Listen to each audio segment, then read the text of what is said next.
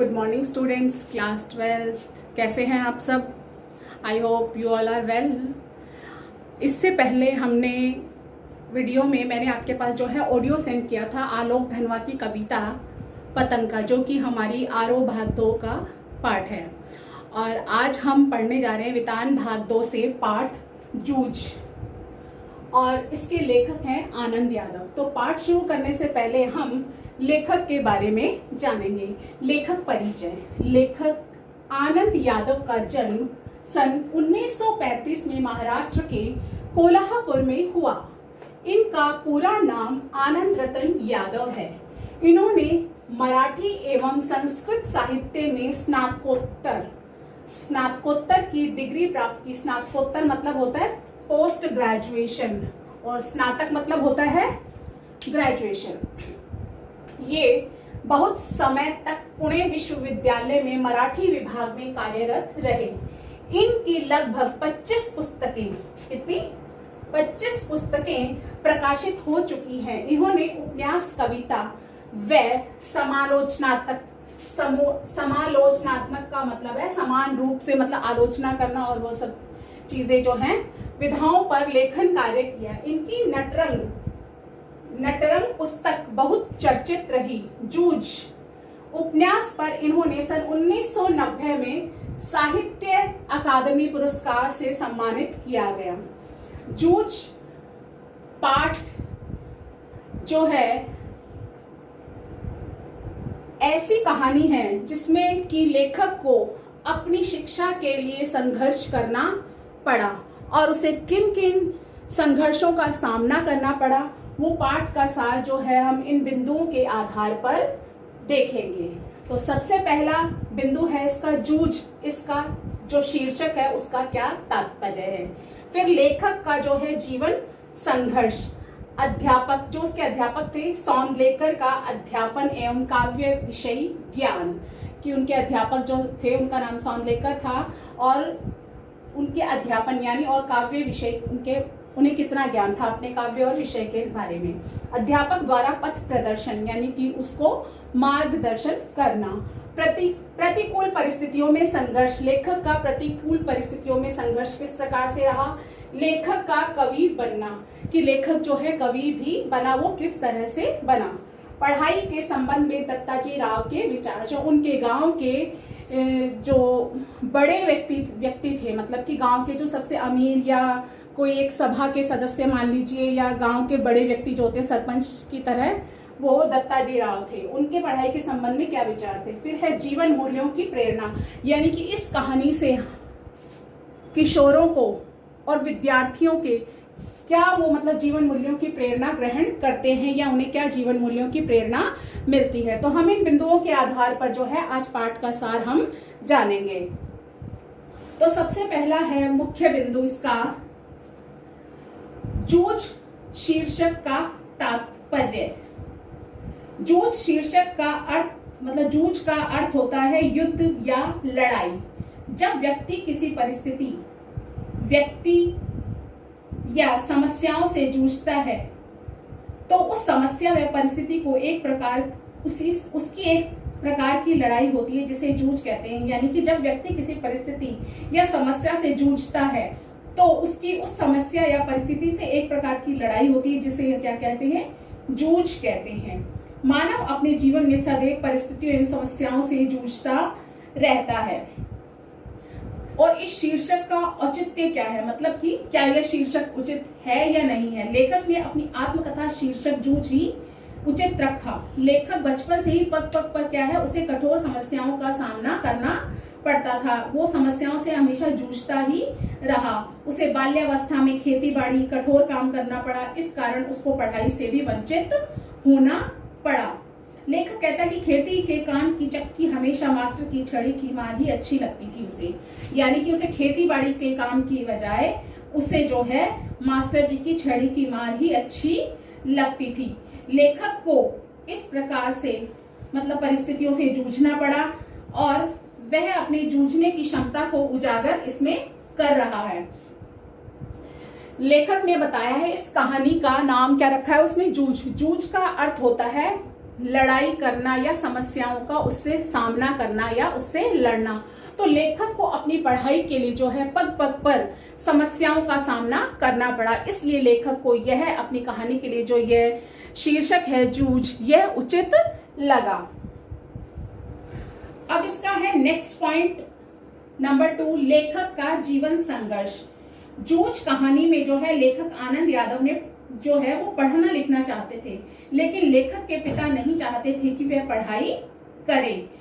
उसने पढ़ने के लिए संघर्ष किया। पहले अपने पिता को मनाया, जब पिता नहीं माने तो माता को साथ लेकर गांव के प्रतिष्ठित व्यक्ति जो दत्ता राव हैं उनके पास गया। उनके समक्ष अपनी समस्या रखी। उन्होंने लेखक के पिता को बुलवाया और उसे पढ़ने के लिए भेजा। लेखक का पिता माना तो सही, लेखक के पिता मान तो गए, लेकिन उन्होंने ये शर्त रखी कि पढ़ने के साथ साथ वह खेतों पर भी काम करेगा और पशु भी चराएगा। लेखक ने पिता की बात मानी, वह पढ़ने लगा। वहां वह मराठी शिक्षक श्री सौंदलगेकर से प्रभावित हुआ।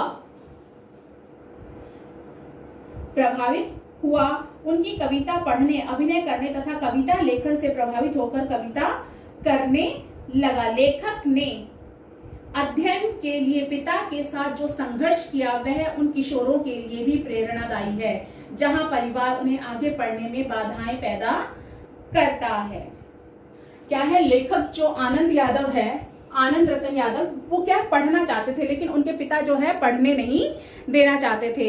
उनके पिता ने पढ़ाने से मना कर दिया आगे। लेकिन क्या है कि जब उन्होंने अपने माता के समक्ष अपनी बात रखी तो उनकी माता को उन्होंने मना लिया और वो अपने पिता को मनाने के लिए जो गांव के एक प्रतिष्ठित व्यक्ति हैं दत्ता राव, तो उनके पास गए। उन्होंने भी उनके पिता को मनाया, और लेकिन उनके पिता ने क्या है एक शर्त रखी कि पढ़ाई के साथ साथ वह खेती बाड़ी का काम भी करेगा और साथ में पशु भी चराएगा। तो इस तरह से लेखक को जो है अपने पढ़ाई के लिए आगे जारी रखने के लिए संघर्ष करना पड़ता था। अब है नंबर 3, अध्यापक द्वारा पथ प्रदर्शन। यानी अध्यापक द्वारा, जो उसके अध्यापक थे सौंदलेकर, जो उनके द्वारा पथ प्रदर्शन किस प्रकार था उनका। लेखक कविता लिखकर अपने मास्टर सौंदलेकर को दिखाता था। वह उसको उत्साहित करते हुए छंद, लय, गति, यति, अलंकार आदि का भी ज्ञान कराते थे। इस प्रकार जो है मास्टर की प्रेरणा से लेखक एक अच्छा कवि बन गया। नंबर 5 है प्रतिकूल परिस्थितियों में संघर्ष। यानी कि जब भी लेखक के समक्ष परिस्थितियां प्रतिकूल होती थी उसके, तो उसने किस प्रकार से संघर्ष किया। जूझ कहानी के नायक आनंद को उसका पिता पढ़ने नहीं देना चाहता था। वह चाहता था कि वह जो आनंद यादव है वह जो है खेती बाड़ी करे और उसके खेत में काम में हाथ बटाए। लेकिन लेखक चाहता है कि वह 5वीं के बाद भी आगे पढ़े।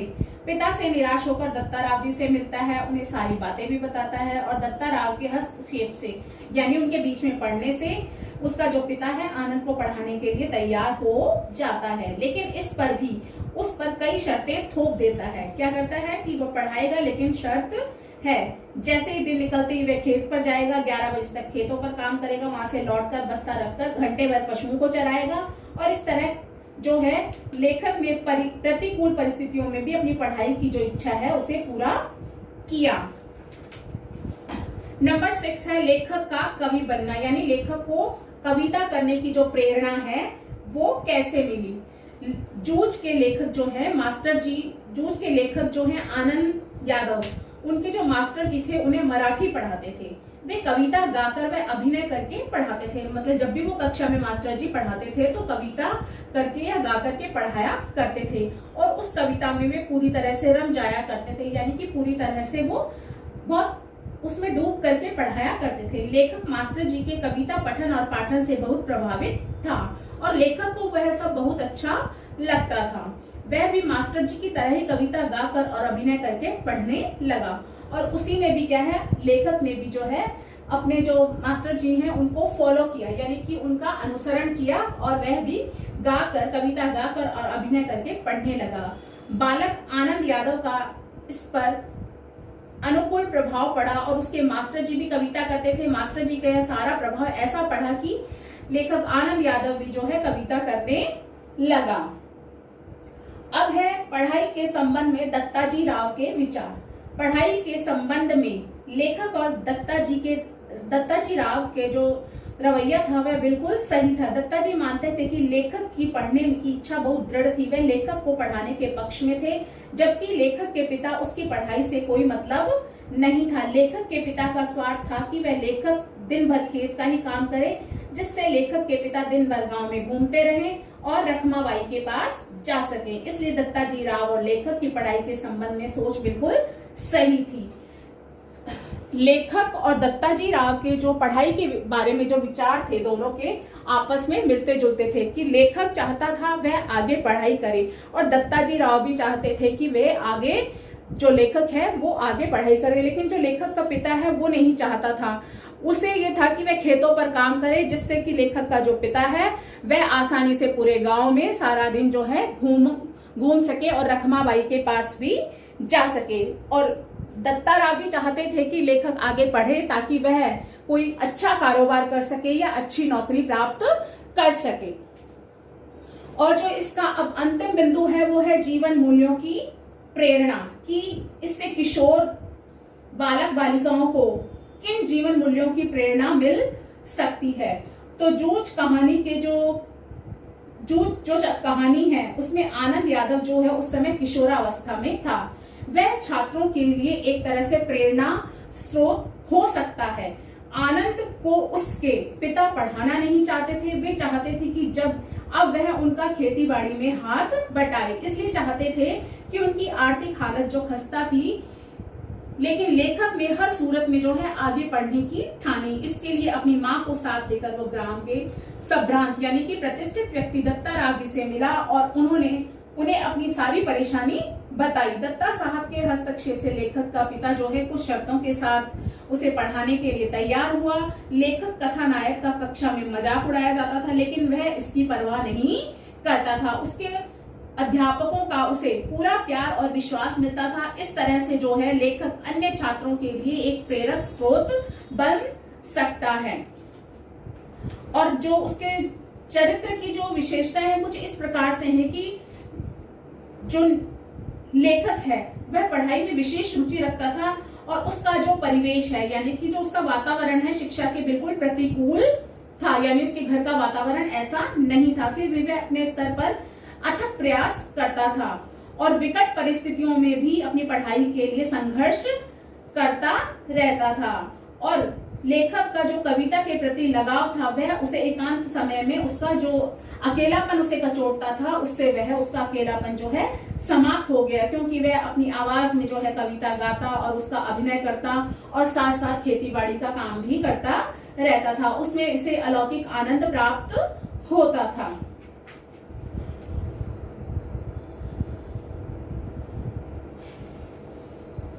तो हमने आज जो पाठ पढ़ा जूझ, ये आनंद यादव लेखक ने अपने जीवन की जो है परिस्थितियां, उनकी परिस्थितियां जो पढ़ाई के प्रति जो प्रतिकूल थी, उनके घर का, उनके परिवेश का जो परिवेश था वो उनके बिल्कुल ही पढ़ाई के शिक्षा के प्रतिकूल था, लेकिन फिर भी जिस प्रकार से उन्होंने परिस्थितियों के साथ संघर्ष करते हुए अपनी पढ़ाई को आगे जारी रखा और साथ ही साथ कठिनाइयों का सामना किया, तो यह हमारे जो वर्तमान किशोर बालक बालिकाएं हैं उनके लिए एक प्रेरणा का स्रोत बन सकता है कि हमारे वातावरण में या हमारे समक्ष किसी प्रकार की कोई भी कठिन परिस्थिति आए तो हमें रुकना नहीं है, हमें आगे बढ़ते चले जाना है, उन संघर्षों का सामना करना है और अपने लक्ष्य को प्राप्त करना है। धन्यवाद।